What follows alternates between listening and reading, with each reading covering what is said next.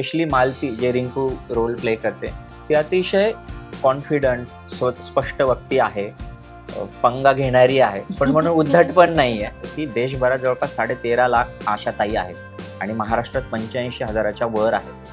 पण प्रत्येक वेळी वृत्तपत्रात आपण आशा सेविका म्हटलं की आंदोलन, पगार, अर्थात त्या गोष्टी योग्यच आहेत, त्यांच्या त्या मागण्या आहेत, पण त्याच्या पलीकडे पण एक व्यक्ती असू शकते. आशांवरती कथा करायचा हेतूच होता की आशा ही घराघरात पोचावी. दडपण नाहीयेत, मी खरंच सांगते. नाही. मला म्हणजे नाही दडपण. कोणीही समोर उभं केलं ना तरी तर माझ्यासाठी तेव्हा काम करताना म्हणते मी, तेव्हा माझ्यासाठी ती सासू असते किंवा ते शिक्षक असतात किंवा ते कॅरेक्टर असतं. आणि माझा जो फॅन मुवमेंट असतो ना तो मी घरी ठेवून येते काम करताना.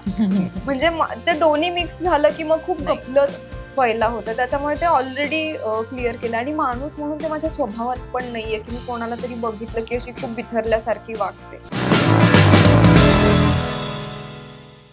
नमस्कार, तुम्हा सर्वांचं लोकसत्ता ऑनलाईनमध्ये खूप मनापासून स्वागत आहे. अनेक दिवसांनी एखाद्या आगळ्या-वेगळ्या विषयावरती चित्रपट येतोय. चित्रपटाचा ट्रेलर पाहूनच आम्हाला एकंदर कथा काय आहे, त्याचं गांभीर्य काय आहे, याचा अनुभव आला आहे. दीपक सर, आपण तुमच्यापासून सुरुवात करूया. एक वेगळा विषय, सध्याच्या घडीला आपण बघतो की चित्रपट म्हटलं की आपल्याला चित्रपटात ॲक्शन पाहिजे, हे पाहिजे. ह्या सगळ्या गोष्टी प्रेक्षकांना अपील होत असताना एक वेगळा चित्रपट पण त्याच्यावरही उत्तम प्रतिसाद येतोय ट्रेलरवरती, किंवा रिंकूचा एक नवा लूक आम्हाला बघायला मिळतोय. निळी साडी तिची जी ट्रेलरमध्ये आहे. मग हे आशा त्या सेविकांविषयी सगळेजण, आमच्यासारखी लोक रिसर्च करू लागलेत की हे नेमकं काय आहे. तर ही कथा तुम्हाला कशी सुचली? पहिलं तर खूप छान प्रश्न विचारला. दिग्दर्शक किंवा लेखक म्हणून आपण नेहमीच वेगळ्या गोष्टींच्या शोधात असतो आणि साहजिक आहे की ॲक्शन, ड्रामा हा सिनेमाचा जीव आहे आणि त्याला मी नकार देणार नाही. पण असं गरजेचं नाहीये की हे नेहमी ठराविक लोकांच्याच आयुष्यात असेल. हे सर्वसामान्य लोकांच्या आयुष्यात सुद्धा नाट्य असू शकतं. कारण जेव्हा आशा हा विषय बद्दल मी रिसर्च करायला घेतला, कारण कोविडच्या काळात तो अनुभव घेतला. आपण सगळ्यांनाच माहित होतं की आशाताई कसं ते काम करतायत. त्यामुळे ते कुतूहल वाढलं आणि रिसर्च जेव्हा केलं तेव्हा लक्षात आलं की नाट्य तर आहे या बाईच्या. कारण कुठलीही स्त्री जेव्हा घराबाहेर पडते ना, तर आणि कामासाठी, तर तिच्यात एक वेगळा आत्मविश्वास असतो. ती सर्वसामान्य स्त्रीपेक्षा तिचे बोलण्याचा टोन वेगळा असतो. तिचे आयडियाज मांडण्याची पद्धत निराळी असते. तर ज्यावेळी मी काही आशाताईंना भेटलो, त्यांच्याशी चर्चा केली, तेव्हा असं लक्षात आलं की ह्या वेगळ्या आहेत. आणि त्यातलं पण एक छोटं उदाहरण असं देईन की आम्ही एक शिबिर घेत होतो उत्तर महाराष्ट्रात आणि त्याच्यात एक अगदी 20-22 वर्षाची आशाताई होती आणि ती म्हणाली, "सर, मला माझा अनुभव सांगायचा आहे." आणि तो अनुभव सांगताना ती इतकी उत्साही होती, तिच्या डोळ्यात असा स्पार्क होता. आणि मी दिवसभर सकाळी असं उठते, मग मला दुपार अशी होते, मग कधी-कधी रात्री उशिरा होतो, त्यावेळी नवरा असं म्हणतो, सासू तसं म्हणते. खूप अडचणी आहेत सर, असं एसटीने प्रवास करताना असं जाणवतं, हे जाणवतं. पण हे सगळं होत असताना मी हे काम पैशासाठी नाही करत. मला पगार आम्हाला तेवढाच मिळतो. पण या गावात ना मी आधी कुणाची तरी सून होती. मी कुणाची तरी बायको होती. अशी माझी ओळख होती. पण जेव्हापासून मी ही निळी साडी घालायला लागली ना, तर मला सगळं गाव आशाताई, ओ आशाताई असं म्हणून बोलवतात. तर माझ्यासाठी ही ओळख आहे. आणि मला असं वाटतं, की तोच एक मोमेंट होता, की ही तर हिरोईन आहे ना सिनेमाची, हिच्यावर का नको व्हायला सिनेमा असं. रिंकूचीच निवड का केली सिनेमासाठी? म्हणजे तीच पहिली पसंती कथा सुचल्यावरती सुचल्यावर असं नाही, पण सुचली कथा लिहिलं आणि ज्या पद्धतीने ते पात्र उलगडत गेलं ना, आणि इव्हन पूर्ण सिनेमात अशा व्यक्तिरेखा आहेत, की त्यांना काहीतरी स्वतःचा आहे, काहीतरी पॉइंट ऑफ व्ह्यू आहे. अ, यांची पण भूमिका असेल किंवा रिंकूची असेल किंवा अजूनही वेगवेगळ्या असतील, तर त्याच्यात काहीतरी प्रत्येकाचाच आहे. आणि स्पेशली मालती जे रिंकू रोल प्ले करते, ती अतिशय कॉन्फिडंट, स्पष्ट वक्ती आहे, पंगा घेणारी आहे, पण म्हणून उद्धट पण नाहीये. तर असं सगळं वाटत असताना वाटलं, की याच्या जवळ जाणारं जर अ, कलाकार आपल्याला मिळाला, अर्थात सिनेमा, चित्रपट आणि रिअल लाईफ या 2 वेगवेगळ्या गोष्टी. पण तरीही दिग्दर्शक म्हणून आपण कास्टिंग करताना आपण असा विचार करतो ना, की या भूमिकेच्या जवळपास कोणी जाणार आहे का बाबा? म्हणजे आपल्या गोष्टी सोप्या होतील. तर त्या सगळ्या चौकटीत, त्या गणितात रिंकू ॲप्ट बसत होती. प्रश्न होता, की रिंकूनी होकार द्यायला पाहिजे. पण फॉर्च्युनेटली अगदी पहिल्याच नॅरेशनला रिंकू म्हणाली, की "येस, मला करायचं आहे." रिंकू, तुझा होकार कसा आला आणि तुझी पहिली प्रतिक्रिया काय होती आशाबद्दल जेव्हा तू ऐकलंस? जेव्हा त्यांनी मला थोडक्यात सांगितलं ना, की या विषयावरती फिल्म करणार आहे. मी म्हटलं, "सर मला स्क्रीन प्ले ऐकवा." आणि त्याच दिवशी रात्री आम्ही व्यवस्थित स्क्रीन प्ले ऐकला आणि मला तो खूप आवडला. मलाही सुरुवातीला असंच झालं होतं, की आशा सेविका आणि आशाताई म्हणजे खूप सीरियस असणार आहे का फक्त बाबा? पण स्क्रीन प्ले ऐकल्यावरती कळलं, की त्या आशाताई माणूस म्हणून कशा जगतात ना, त्याची ती गोष्ट होती. मग बायको म्हणून असेल, सून म्हणून असेल, मैत्रीण म्हणून असेल. तर मी गोष्ट ऐकताना खूप हसले आणि मला ते दिसलं सगळं चित्र आणि मला प्रेक्षक म्हणून ती गोष्ट खूप आवडली. आणि दुसरी कनेक्ट होणारी गोष्ट म्हणजे माझ्या आईचं नाव पण आशा आहे आणि ती पण सरकारी शिक्षिका आहे. तर ह्या सगळ्या गोष्टी मी बघत आले. जर जसं तुम्ही म्हणालात, की आत्तापर्यंत कोणालाच कधी नाही सुचलं, की अशावरती बाबा आपण सिनेमा करायला हवा आणि ते जर कोणीतरी ठरवलंय आणि त्यांना करायचंय आणि त्याचा जर मी भाग होणार असेल, तर ह्याच्यापेक्षा चांगली गोष्ट माझ्यासाठी काहीच नव्हती. अशाबद्दल मोठ्या प्लॅटफॉर्मवर पहिल्यांदाच माझ्या मते काहीतरी येते. तर अशा सब्जेक्टवर सिनेमाच करावा, हे म्हणजे डॉक्युमेंटरी होऊ शकली असती किंवा एखादी सीरीज किंवा यूट्यूबचं शॉर्ट फिल्म वगैरे बनू शकले असते. पण तो लार्जर स्केलवर दाखवावा हे का सुचलं आणि प्रोड्युसर म्हणून तुम्हाला की हा विषय म्हणजे असे विषय जे सामाजिक संदेश वगैरे नाही म्हणत, पण असे पोचणं गरजेचं आहे समाजासाठी, समाजात काम करणाऱ्या घटकांकडून. तर अशा फिल्मच्या मागे उभं राहताना प्रोड्युसर म्हणून किती गरजेचं आहे आणि ते का वाटलं? प्रोड्युसर म्हणून तुम्हाला आणि डायरेक्टर म्हणून सिनेमा करावासा का वाटलं? जसा हा आशाचा विषय तुम्ही म्हणालात, की याच्यावर फार गोष्टी नाही आणि खरंच नाहीये. म्हणजे साधी डॉक्युमेंटरी पण नाहीये. आणि थोडंसं आकडेवारी सांगतो, की देशभरात जवळपास 13.5 लाख आशाताई आहेत आणि महाराष्ट्रात 85,000च्या वर आहेत. पण प्रत्येक वेळी वृत्तपत्रात आपण आशा सेविका म्हटलं, की आंदोलन, पगार अर्थात त्या गोष्टी योग्यच आहेत, त्यांच्या त्या मागण्या आहेत. पण त्याच्या पलीकडे पण एक व्यक्ती असू शकते. आणि जेव्हा त्याच्यावर रिसर्च करायला सुरू केलं ना, तर सिनेमा वगैरे फ्रँकली असा विचार केला नाही. की कुठल्या माध्यमातनं जाऊ. पण आपण हे जाणून तरी घेऊया काय गोष्ट आहे. आणि ज्यावेळी मगासचं त्या बाईचं ते एक उदाहरण दिलं आणि खूप म्हणजे वेगवेगळा मला असं वाटतं की ती नुसती आरोग्य सेविका नाही. ती काउन्सिलिंग करते सगळ्या गावाचं. हो. मग त्याच्यात कोणाची मुलगी पळून गेली तरी आशाताई काहीतरी देते Yes. किंवा कोणाच्या घरात काही कॉन्फ्लिक्ट असतील, कोणाचा मुलाचं काही शिक्षणाचं असेल, तर अशा सगळ्या गोष्टी तिच्यासोबत डिस्कस केल्या जातात.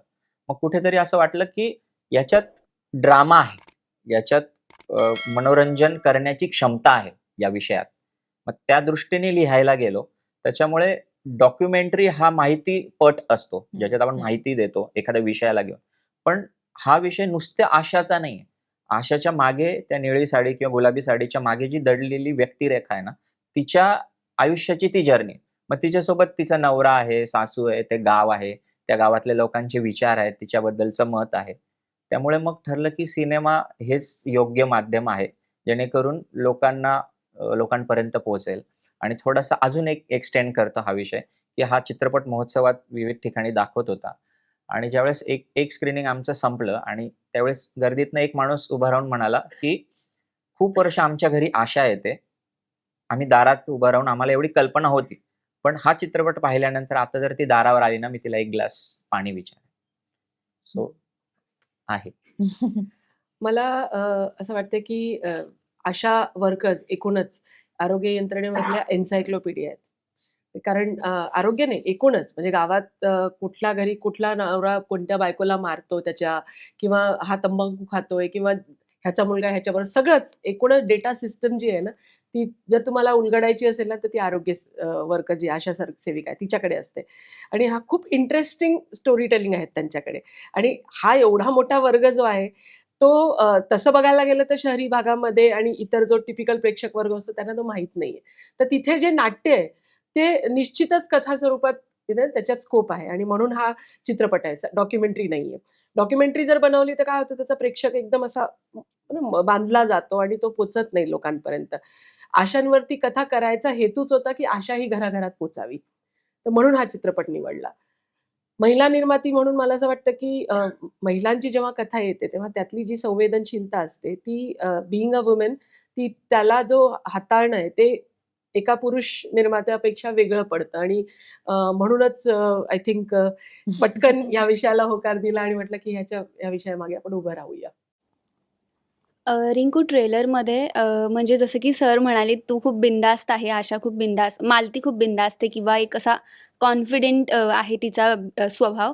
तर खऱ्या आयुष्यात सुद्धा रिंकू कधी कोणाला नडली आहे का? आणि याला धरून एक प्रश्न की चित्रपटाचं शूटिंग ग्रामीण भागात झाल्याचं पण दिसतंय, तर तो अनुभव तुझा कसा होता शूटिंगचा?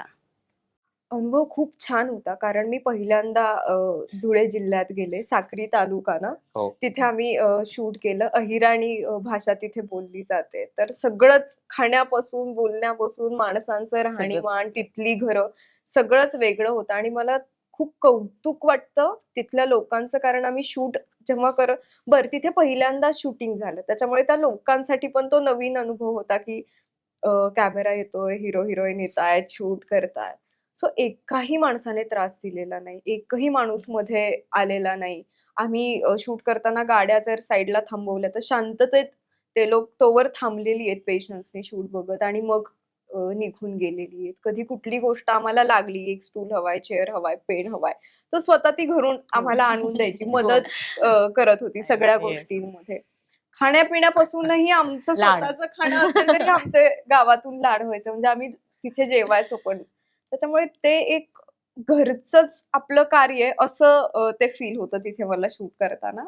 आणि हो, जशी मालती खूप खमकी आहे, खूप आत्मविश्वास आहे तिच्यात, तशीच मी पण आहे. पण अजून कुणाला नडायची तितकी वेळ माझ्यावरती अजून तरी आली नाही, कारण माझ्या वाकड्यात अजून कुणी शिरलेलं नाहीये.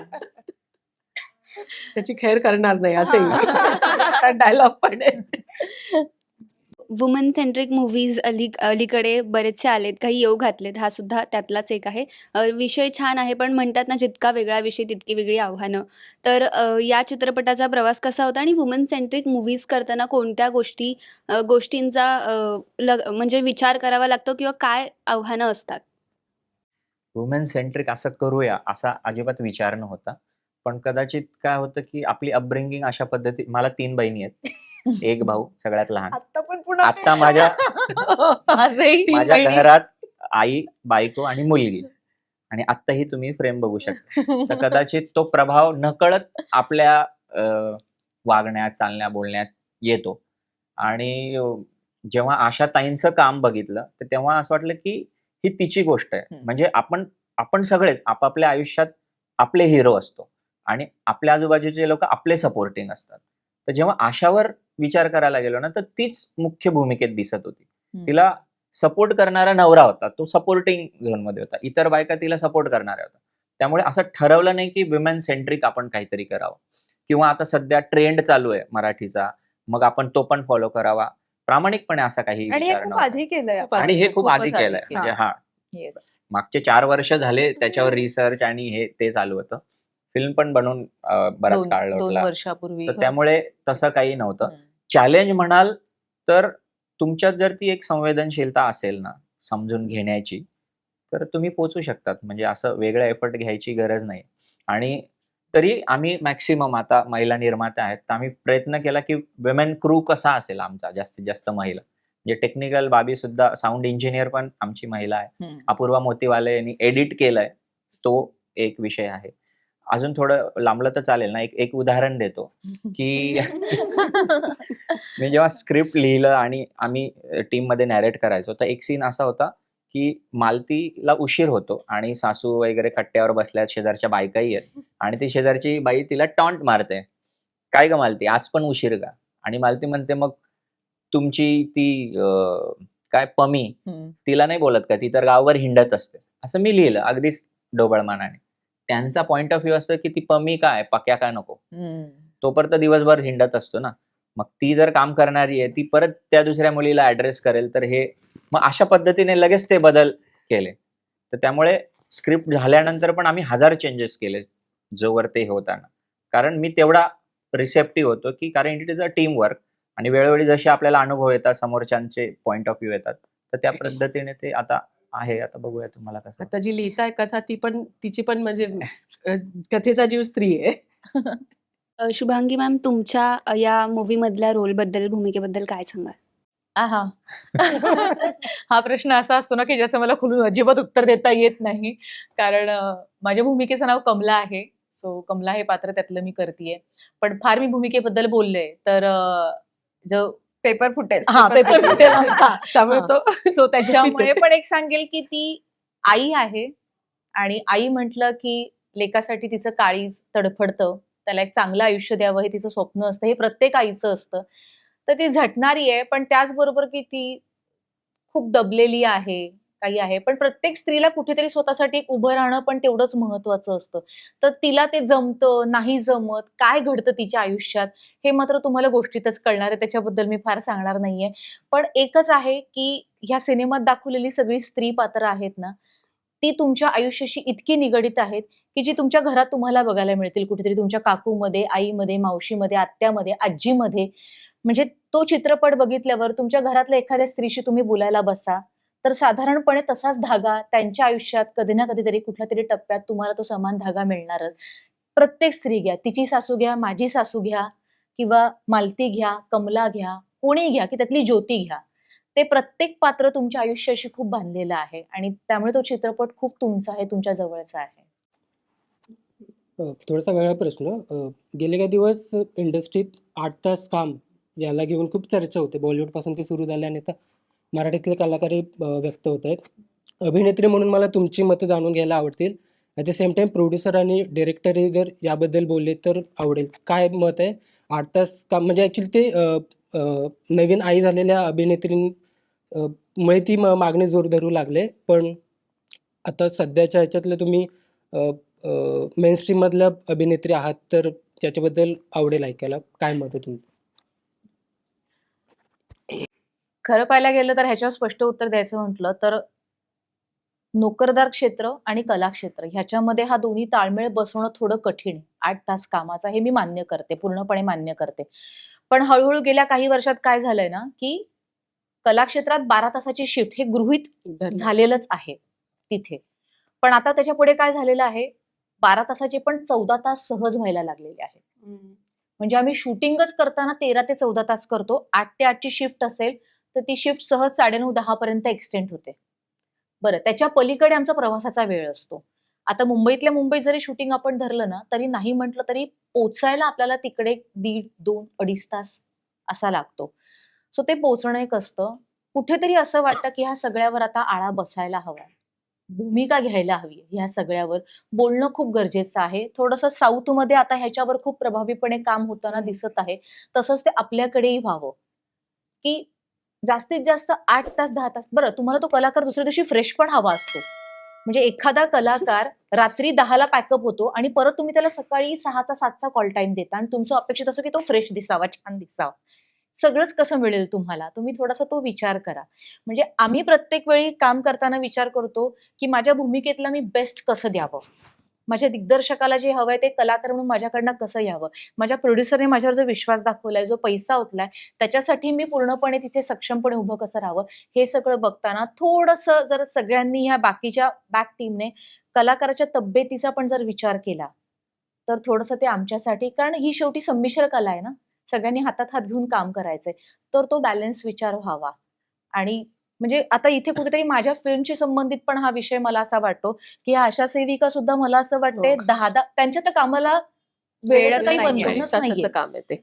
म्हणजे मला आता पटकन आठवतंय, की मी आमचा चित्रपट शूटिंगच्या दरम्यान का शूटिंग झाल्या मी छत्तीसगडला गेलेले माझ्या नाटकाच्या हो. दौऱ्याला. You have आणि mentioned. तिथे एका गावात नातूकोना नावाचं एक गाव होतं, खेडेगाव. तिथे फिरताना ज्या घरात मी गेले, ते आशा सेविकेचं घर होतं.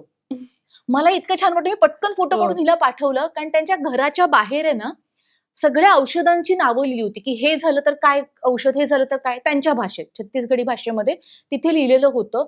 आणि अक्षरशः पेनकिलर पासून कॉन्डम पर्यंत पूर्ण लिस्ट होती त्यांच्या घराच्या बाहेर भिंतीवर. तर मी त्या मुलाला विचारलं, की हे काय? तर त्याने सांगितलं, माझी आई आशा सेविकाला तिथे काय शब्द आहे मला आठवत नाहीये, पण जे माझ्या आरोग्य बरोबर प्रचारिका. हां, असेल कदाचित. तर माझ्याबरोबर जे सहकारी होते छत्तीसगडमधले, त्यांनी सांगितलं, "आपके महाराष्ट्र में जो आशा सेविका होती है ना, ये वो है." मला इतकं छान वाटलं आणि तेव्हा त्या मुलाने सांगितलं, की "हाँ, बट इनके काम को टाइम नहीं होता है. कभी-कभी रात को 11 बजे भी कोई आके दरवाजा खटखटाता है, तो माँ उठ के उनको दवाई देती है, उनको पहले टाइम देती है." तर हे तुम्हाला चित्रपटात पण बघायला मिळेल. सुरुवातीपासून शेवटपर्यंत. ती सकाळी घरातलं आवरून सगळं आशा निघते आणि तिचा म्हणजे काही काही सीन पुढे असे उलगडतील की ती रात्री अपरात्री सुद्धा बाहेर पडते तिच्या कामासाठी. सो आमचं क्षेत्र आणि आशा सेविकांचं क्षेत्र हे पण कुठेतरी Same खूप वाटतंय. असं सेम वाटायला लागलंय आता.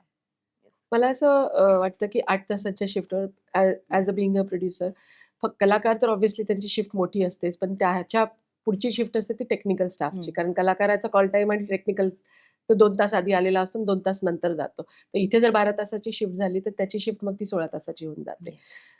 इंडस्ट्री ज्या पद्धतीने फंक्शन करते म्हणजे एक सर्व्हिस सेक्टरच एकूणच जे म्हटलं तर सर्व्हिस सेक्टरमध्ये आपलं कलाक्षेत्र पण आलं.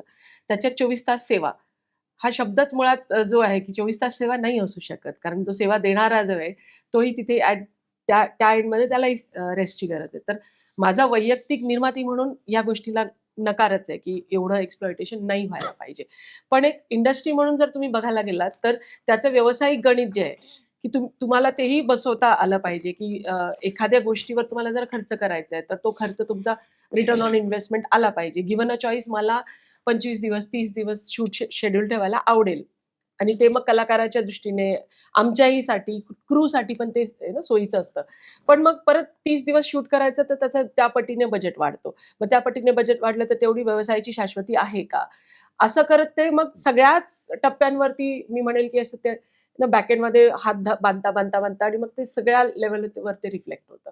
ते होता कामा नये असं मला स्पष्ट वाटतं. मला वाटतं तिने खूप करेक्ट सांगितलं की तुम्हाला दुसऱ्या दिवशी ऍक्टर तसाच फ्रेश हवा असतो. तर त्या सगळ्या गोष्टी पण त्याच्यासाठी एक वेळ लागतो आणि मला ह्या सगळ्यांपेक्षा वेगळं असं वाटतं की तो ऍक्टर असला तरी त्याचं एक पर्सनल आयुष्य पण असतं. आज माणसं एकत्र नाहीयेत, वेगळी होतात, एकत्र राहत नाहीत. याचं कारण तुम्ही एकत्र वेळ नाही घालवत. आपल्या क्षेत्रातलं फक्त बरोबर. मी बोलते. त्याचं कारणच पुन्हा हे की तुम्ही जर 13-13, 14-14 तास सेटवर असाल आणि तुम्ही जर आपल्या लोकांना वेळच नाही देऊ शकत, तर ह्या सगळ्या गोष्टी होतात. त्याच्यामुळे मला वाटतं की अलीकडे ह्या गोष्टींवरती मुली तरी बोलतात कारण मुलींना सगळं घर सांभाळून पुन्हा करायचं तिथे यावं लागतं आणि त्या बाईनी पुन्हा घरी नाही वेळ दिला तर तिलाच बोलणार आहेत. दुसरं कुणाला नाही बोलणार. तर मला म्हणजे माझ्यासाठी असं वाटतं की हे खूप महत्वाचं कारण आहे की कामाचा एक वेगळा वेळ तिचा असला पाहिजे आणि तिला तिचा बाकीचा पण वेळ मिळायला हवा. टीव्हीमध्ये जास्त होतं सिनेमापेक्षा मला असं एक्झॅक्टली. वाटतं. चित्रपट आणि वेब सिनेमामध्ये सिरीज हे नाही. ठराविक काळापुरतं Exactly. असतं, पण मालिका करणारे सतत काम करत असतात. आणि म्हणजे मी त्यालाच हां, अनुसरून म्हणाले आणि- कारण ते सतत डेली सोपवाले सतत सेटवरती आणि खूप वेळ मालिका असतात. क्षेत्रात मी माझ्या अनेक स्त्री सहकलाकारांना बघितलं आहे की त्या इथे सुद्धा फोनवर शूटिंग करत असताना मधल्या वेळात घरी बाईला बरोबर. इन्स्ट्रक्शन देतात की रात्रीच्या जेवणाला काय हां, काय करायचंय, करायचं? सासूबाईंसाठी हे, त्यांचं पथ्य पाणी आणि हे. त्यामुळे त्यांची ड्युटी ना डोक्यात 24 तास चालू असते की इथे टेक द्यायचा, मध्ये बाहेर जाऊन हे घरी कोऑर्डिनेट करायचं सगळं. येस. पण इथे या थोडंसं- सगळ्यांचं कल्मिनेशन थोडक्यात करतो कसं आपल्या जर खिशात 100 रुपये असले तर आपण विचार करतो की आपण थाळी खाऊया. जर 10,000 रुपये असेल 15 असं आपण म्हणतो वडापाववर माझं भागेल. हे तसं आहे. रिव्हर्स कॅल्क्युलेशन आहे. हे अर्थशास्त्र आहे. आपल्या सिनेमाचा बजेट ठरतो. मग तो खाली कसा झिरपत जातो तर नंबर ऑफ डेज शूटिंग किती. जर जास्त पैसे असले तर आपण 30 दिवस शूट करू शकतो पण नसतील तर ते 20 दिवसावर आहे. मग याच्यात ऍज अ क्रिएटिव्ह पर्सन म्हणून डिरेक्टर म्हणून मी माझा काय तोडगा काढलाय तर मी असे कलाकार घेतो की ते मला 100% माझ्या पद्धतीने देतील. मी ते म्हणण्यापेक्षा मी त्यांना कन्व्हिन्स करतो की आपल्याला हे करायचंय. आता ह्या चित्रपटादरम्यान आम्ही काय करायचो पॅकअप झालं ना आम्ही रूमवर हॉटेलला आलो की जेवण वगैरे झाल्यावर आम्ही परत रिहर्सल करायला बसायचो एकत्र आणि आमचे सगळ्यांचे डायलॉग्स हे ते म्हणजे काय व्हायचं दुसऱ्या दिवशी सेटवर गेल्यावर आम्ही प्रयोग नव्हतो करत म्हणजे किमान त्याच्यासाठी रिटेक्स नसायचे म्हणून काय व्हायचं की वेळ वाचायचा. वेळ वाचला की मग आणि नंतर सगळ्यांचीच बांधिलकी व्हायची की मी करेक्ट केलं ना तर मी लवकर घरी जाऊ शकेल. ही माझी रिस्पॉन्सिबिलिटी. तर एकदा रिस्पॉन्सिबिलिटी दिलं आणि प्रोजेक्ट तुमचा झाला सगळ्यांचा तर मग सोपं होतं गोष्टी. म्हणजे हे कधी होतं जेव्हा आता आम्ही ज्या गावात शूट करत होतो आम्ही अगदी तिथेच जवळ राहायचो येस. तर तो वेळ आमचा वाचायचा म्हणून ह्या सगळ्या गोष्टी शक्य होत्या. पण मुंबईत आपल्याला पोहोचायलाच दीड तास जातो त्याच्यामुळे इथे मग ते नाही शक्य आणि होत थँक्स टू असं. ही शेड्युलिंग ऑल्सो हां. आम्हाला तो आरामाचा वेळ मिळत होता मिळत की होता. नाही आहे ना ह्याचा सीन दुपारी आहे ना कॉल टाइम थोडासा उशिरा द्या की ते खूप पाळलं सरांच्या टीमने ही गोष्ट खूप पाळली. I was coming to that only की बऱ्याच वेळेला टीव्हीमध्ये ना सगळ्यांना एकत्र बोलवा आणि मग एका हे मुहूर्त आहे पण त्या मुहूर्तावर लग्न कधीच लागत नाही. मग उगाच सगळ्यांना कशाला तुम्हाला बोलायचंय. तर बॅकएंड मध्ये शेड्युलर जो असेल, ह्या फिल्ममध्ये शेड्युलिंगला मी बसले होते की डेची शिफ्ट आहे, नाईट शिफ्ट आहे, नाईट लावलाय तर त्याच्यानंतर दुसरा दिवस टाईट नाही असला पाहिजे, तिथे थोडंसं हे का म्हणजे प्रत्येकाला आराम मिळाला पाहिजे. शेवटी हे काही प्रोडक्ट नाहीये ना की टाकलं मशीन ऑन केलं आणि निघालं. सगळेजण ह्युमन्स आहेत आणि दे हॅव टू परफॉर्म. तर तो माइंड रेस्ट आणि एकूण ते मिळायलाच पाहिजे.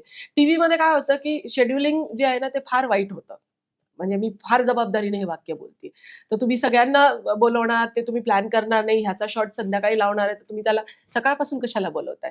तुम्ही त्याला दुपारनंतरची वेळ द्या. ठीक आहे, एखादा तास बफर ठेवा तुम्ही, पण 6 तास बफर ठेवावेसे का वाटतं. म्हणजे तुम्हाला क्लॅरिटी नाहीये की मी कोणता शॉट लावणार आहे, तर ते तुमच्या डोक्यात ऍज अ डायरेक्टर, ऍज जी काही टीम असेल त्यांना क्लॅरिटी असली पाहिजे. कित्येकदा होतं. शेवटच्या क्षणी डिसिजन का घ्यायचे. म्हणजे मी यांना पण म्हणते आणि ऍज अ प्रोड्युसर पण, की तुमची डिसिजन घ्यायची जी वेळ आहे ती शूटच्या आधी असायला पाहिजे. जेव्हा तुम्ही सेटवर आहात तेव्हा तुम्हाला ते घेतलेले डिसिजन एक्झिक्यूट करायचे. तिथे ज्या की अभी क्या करते वगैरे नाही चालणार. Just implemented. महिला प्रोड्युसर आम्हाला सतत मिळणार. म्हणजे रिक्षा लागणार आहे मला सीनला, तर प्लीज तुम्ही बोलवता का. नाही, तुम्हाला किती तास लागणार आहे, त्याच्या अर्धा तास आधी मिळेल. म्हणजे असं उगीच मी भाडं का देऊ त्याचं दिवसभराचं. नाही राहू दे. रिंकू, या सगळ्यामध्ये अभिनेत्री म्हणून स्वतःचा फिटनेस सुद्धा तेवढाच जपायचा असतो. आज पण तुझा कोणताही फोटो इंस्टाग्राम किंवा कुठलाही सोशल मीडिया आला तर असं भरभरून कमेंट्स येतात. तर या सगळ्या डाएट रुटीन म्हणजे तू कसं काय मॅनेज करते? घरचं खाणं येस. एवढंच काय ते आहे आणि जितकं पोटाला लागतं तेवढंच खाणं आणि वेळ मिळेल तसं वर्कआउट करणं. आम्ही गेल्या काही दिवसात तुझं पाहिलं म्हणजे तू अतिशय विचारपूर्वक कोणतीही स्क्रिप्ट निवडतेस. तर या बाबतीत तुझं निकष काय असतात? कोणताही सिनेमा जेव्हा तुझ्याकडे कथा येते तेव्हा तुझे निकष काय असतात? आणि स्टोरी इज द हिरो या तू पर्स्पेक्टिव्हने चालली आहेस का पुढे? म्हणजे हे माझं नेहमी तेच असतं की मला बाकी कोणही याच्यापेक्षा ते कथानक किती चांगलं आहे आणि प्रेक्षक म्हणून मी किती त्याच्या प्रेमात पडते हे जास्त महत्वाचं असतं. आणि प्रत्येक फिल्मचे निकष वेगळे असतात. त्या फिल्मवरती, त्या विषयांवरती, त्या माणसांवरती तशा पद्धतीने त्या गोष्टी ठरतात. कधी-कधी मला एक्सप्लोर करून बघायचं असतं. मे बी मला गोष्ट आवडलेली नसते, पण मला बघायचं असतं की हे केलं तर मी काय शिकू शकते त्याच्यातून, म्हणून ती मी फिल्म करते. कधी-कधी मला गोष्ट खूप आवडते, तर मला त्याचा छोटा भाग जसं झिम्मा खूप जणी होत्या, पण मला ते खूप आवडलं. तर मला वाटलं की त्याचा एक छोटा भाग होऊन बघावं आपण, की आपणही त्या सगळ्यांमध्ये मर्ज होतोय का आणि आपल्यालाही करता येईल का. तसं आशाचं झालं की विषयच इतका छान आणि इतका सुंदर गुंफला गेलाय तो वेगवेगळ्या पद्धतीने. त्याच्यामुळे मला वाटतं की प्रत्येक फिल्मचे निकष त्या फिल्मनुसार वेगळे आहेत. रिंकू, असं कधी झालं का, आता तू म्हणालीस की आवडलं नाही तरी पण एक्सप्लोअर करून बघते आणि तेव्हा तो चित्रपट चाललाय किंवा अनपेक्षित प्रतिसाद नाही, असं नाही झालंय त्या चित्रपटाला. असं नाही झालंय त्या चित्रपटाला, पण मला त्याचं वाईट नाही वाटलं, कारण त्याच्यातून पण मला माणूस म्हणून किंवा कलाकार म्हणून काहीतरी शिकता आलेलं आहे किंवा काहीतरी मिळालेलं आहे. पण तो असा चाललाय खूप, असं नाही झालं त्याचं. आता तू निकेश सांगितलेस, पण म्हणजे सैराट सारखा ब्लॉकबस्टर सिनेमा दिल्यानंतर कलाकार म्हणून नेक्स्ट स्क्रिप्ट घेताना काही दडपण असतं किंवा एखादं काम घेतल्यानंतर पुन्हा दुसऱ्या कामाबद्दलचं दडपण नाही म्हटलं, पण त्यामध्ये काय विचार असतो की हे असं वर्क होईल किंवा आधीच काम असं झालंय, त्याचं कौतुक झाले, टीका झाले, व्हॉटेवर, पण मग त्याचा पुढच्या ह्याच्यावर परिणाम होतो का? तू कशा प्रकारे हँडल करते? मी मागच्या कामाचं बर्डन घेऊन पुढची स्क्रिप्ट एक तर खूप चूज नाही करत. मी एवढाच विचार करते की आता मी एकदा आशाताई केली, आता मी परत कधीच कुठल्या फिल्ममध्ये नाही करणार. तसं की एक कॅरेक्टर केलं तर ते मला फक्त रिपीट करायला नाही आवडत किंवा गोष्टी सेम असतील तर मला कंटाळ येतो त्याचा. त्याच्यामुळे दरवेळी नवीन काय पद्धतीने मी लोकांसमोर येऊ शकते अशा गोष्टी आल्या की मग मी करते. नाही, असं काही नाही. आता आशा कधी करेन हे मला कधीच वाटलं नव्हतं. पण ही पण खूप मोठी जबाबदारीची भूमिका आहे आणि खूप मोठी फिल्म आहे तसं बघायला गेलं तर. ते नकळत घडून गेले. मे बी तसं काही पुन्हा घडून गेलं तर माहिती नाही. म्हणजे यालाच एक्सटेन्शन म्हणून मी असं म्हणेन की रिंकूमध्ये खूप सहजता आहे. म्हणजे उलट दिग्दर्शक म्हणून आपल्याला टेन्शन आहे की हिच्याकडून महाराष्ट्राला एवढ्या अपेक्षा असतात, स्टारडम आहे सगळ्या गोष्टी, किंवा जे शूट पण करायचो ना आम्ही, आमचा क्रू 100चा आणि सगळं 1000चं गाव तर तिला फक्त बघायला असायचा. पण कुठे गर्दीला बघून मी बिथरली आहे किंवा मग माझ्या परफॉर्मन्सवर हे होतं, असं कुठेच नव्हतं. हम्म. सहजता आहे रिंकूमध्ये, जे पण, कारण एक तर ती काय फिल्म स्कूल आणि असं काही केलं नाही, जे तिने नॅचरली करत करत गेली आय गेस.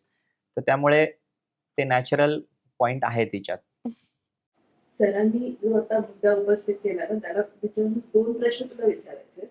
एक म्हणजे सैराट सक्सेसफुल झालं तेव्हा तुझं वय खूप कमी होतं, तर त्याच्यानंतर अचानक तुझ्याकडनं अपेक्षा वाढल्या, म्हणजे प्रेक्षकांच्याच नाही, चित्रपटकर्मींच्या पण, की तुझ्याकडनं तू खास तुझ्यासाठी म्हणून ही भूमिका, तर तू हे करू शकशील, अशा पद्धतीने तुझ्याकडे काही स्क्रिप्ट येत येते. तर ह्याच्याशी तू कशा पद्धतीने डील केलंस, आणि त्याच वेळेला तू मराठीतल्या सगळ्या उत्तम कलाकारांबरोबर, म्हणजे जे रंगभूमीवरनं चित्रपटसृष्टीत आल्यात अशा प्रकारे सगळ्या मोठ्या कलाकारांबरोबर तू काम केलंस, तर ते जे असतं ना जुळवून घेणं, ते कशा पद्धतीने झालं आणि तुझा अनुभव काय? जुळवून घेणं म्हणजे मला नाही जुळवून घेणं म्हणजे साहजिक असं मोठे कलाकार आले की दडपण असतं. म्हणजे काम ज्यांच्यासोबत मी केलं ते मला दडपण नाहीयेत, मी खरंच सांगते. नाही. मला म्हणजे नाही दडपण. कोणीही समोर उभं केलं ना तरी म्हणजे आता निर्मिती सावंत असतील, अमिताभ बच्चन सर असतील, लारा दत्ता असतील, तर माझ्यासाठी तेव्हा काम करताना म्हणते आम्ही, तेव्हा माझ्यासाठी ती सासू असते किंवा ते शिक्षक असतात किंवा ते कॅरेक्टर असतं. त्याच्यामुळे मला भीती अजिबातच वाटत नाही की मी त्या व्यक्तींना कसं बोलू आणि मी कसं काम करू, असं बिथरल्यासारखं मला होत नाही. माझा जो फॅन मुवमेंट असतो ना, तो मी घरी ठेवून येते काम करताना. म्हणजे ते दोन्ही मिक्स झालं की मग खूप नाही. गफलत व्हायला होतं. त्याच्यामुळे ते ऑलरेडी क्लिअर केलं, आणि माणूस म्हणून ते माझ्या स्वभावात पण नाहीये की मी कोणाला तरी बघितलं की अशी खूप बिथरल्यासारखी वागते. सो मी तितकीच शांत जाऊन बोलीन, मी तितकंच नॉर्मली वागते. म्हणून मला वाटतं की काम करताना पण ते दडपण नाही येत मला. आदर आहे सगळ्यांचा, पण दडपण नाही. प्रत्येक मुलीच्या आयुष्यात एक आशा यावी लागते. तर चौघांसाठी प्रश्न आहे. तुमच्या लाईफमधली ती आशा कोणती किंवा एक इन्स्पिरेशन? मी या दोघांचं उत्तर मी रिंकू पासून सुरू करू. आणि फक्त याच्यात हे सांगेल की आशा फिमेल मेल पण असू शकतो, हो. कारण आशा हे युनिव्हर्सल म्हणजे होप आहे ना. हो काय. आणि हा मगाशी तसं तुम्ही म्हणाला ना की तिकडे आशा काय म्हणतात, एक तर आशा हा इंग्रजी शब्द आहे, हम्म. ॲक्रिडेटेड सोशल हेल्थ ऍक्टिव्हिस्ट, आणि ती स्कीमचं नाव आशा आहे, तर ती अक्रॉस इंडिया आशाच असते. सुदैवाने आपल्या मराठीत आणि हिंदीत आशाचा अजून चांगला अर्थ होतो, सकारात्मक जो होप, जो सिनेमाला. सिनेमा. सो हा आशा. आशा. आणि तुझं काय वेगळं उत्तर? दे तर बरं वेगळं उत्तर दे काहीतरी. बेसिकली हे दोघं नवरा बायको आहेत ना, आणि मला एवढंच सांगायचं, फिल्म मध्ये मालती आणि तिचा नवरा जशा आहेत ना, की ती इतकी खमकी काम करते आणि नवरा हे सेम आहे. म्हणजे आम्ही जवळपास इथून अर्ध्या गोष्टी घेतल्यासारख्या आहेत. त्याच्यामुळे मी सांगते, दीपक सरांसाठी आशा देवता मॅडम आहेत, आणि दैवंत मॅडमसाठी आशा दीपक सर आहेत. So they is like compatible to each other completely. आम्ही हे केव्हापासून एकदम. बघतोय, आणि सो नाही, कसं आहे की थोडक्यात आम्ही आपण या क्षेत्रात असताना खूप संवेदनशील असतो. दिग्दर्शक म्हणून खूप अति रोमॅन्टिसिझम आहे खरं मागं, प्रॅक्टिकल अप्रोच अजिबात नाही. तर आमच्या संसाराची नाव बॅलन्स करायला एक आणि कोणीतरी प्रॅक्टिकल असायला पाहिजे होतं. माझ्या सुदैवाने तशी व्यक्ती मिळाली. त्यामुळे अजून वेगळी आशा नाही, हीच आहे जवळ. नाही, आणि मीडिया इंडस्ट्री इतकी अनऑर्गनाइज्ड आहे. अर्थात मी त्या इंडस्ट्रीतला प्रत्यक्ष भाग नाही, मी प्रोफेसर आहे. पण तरी घराच्या बाहेर जेव्हा आपण निघतो, एक स्त्री म्हणून काहीतरी कर्तृत्व आपल्याला करायचंय, तेव्हा मागे वळून जसं ती म्हणाली की फोनवर किचनमध्ये काय बनवलंय वगैरे, असे प्रश्न मला फार नाही माझ्यावर दडपण येत. कारण जेव्हा मी फील्डवर असते तेव्हा बॅकएंडमध्ये माझा नवरा इज देअर टू सपोर्ट. मला ते दडपण नसतं की घरी काय होणार आहे, तर तितक्या बिंदासपणे मी जाऊ शकते. तर ते जे स्ट्रॉंग सपोर्ट असल्याशिवाय कुठलीही बाई घराच्या बाहेर तितक्या सक्षमपणे नाही निघू शकत. तर जे काही माझं कमावलेलं यश आहे, त्याचं पूर्ण श्रेय मी दीपकला देईन.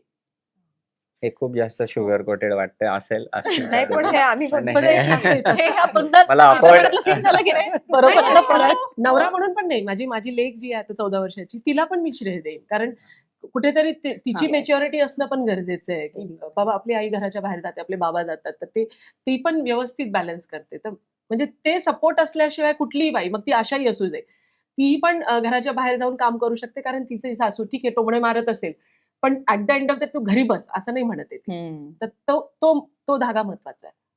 सो सर म्हणाले तसं की ती स्त्री पुरुष कोणी असू शकतो, आणि मराठीत आशा शब्द जसा सकारात्मक आहे, होप, तर मला आयुष्यात माझ्या आत ती होप किंवा माझी स्वतःची ओळख स्वतःला सतत करून देणारी व्यक्ती, मग ते माझे गुरु असो, माझी आई वडील कोणी असो, ते प्रत्येक जण आशा आहे. पण मला या सगळ्याच्या पलीकडे जाऊन एक व्यक्ती जी कायम मला खूप प्रभावित करत आलेली आहे, त्या म्हणजे सावित्रीबाई फुले, ज्यांच्यावर मी आता नाटक करतीये, मराठीमध्ये हिंदीमध्ये भारतभर फिरतीये आणि ते नाटक करताना ती जाणीव सतत होतीये की हा विषय अजूनही पोचवण्याची किती गरज आहे. आणि ती बाई माझ्यासाठी खूप मोठी आशा आहे. म्हणजे एवढंसं जरी मला वाटलं मी कुठेतरी खचतीये, लो फील करतीये, मी माझी स्क्रिप्ट वाचायला सुरुवात करते सावित्रीची. आणि महाराष्ट्रासाठी सावित्री ही पहिली आशा मला खूप वाटते. कारण ज्योतिबांच्या साथीनं त्यांनी बालहत्या प्रतिबंध गृह सुरू केलं.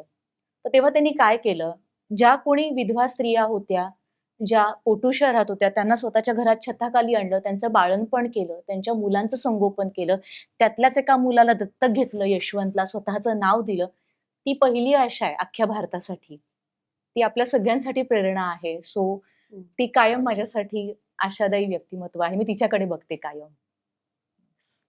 रिंकू. मला माझी आई आशा. रिंकू, काहीतरी वेगळे प्रश्न तू थोडक्यात मोजकी उत्तरं दिलीस तरी त्याची चालते. देवा.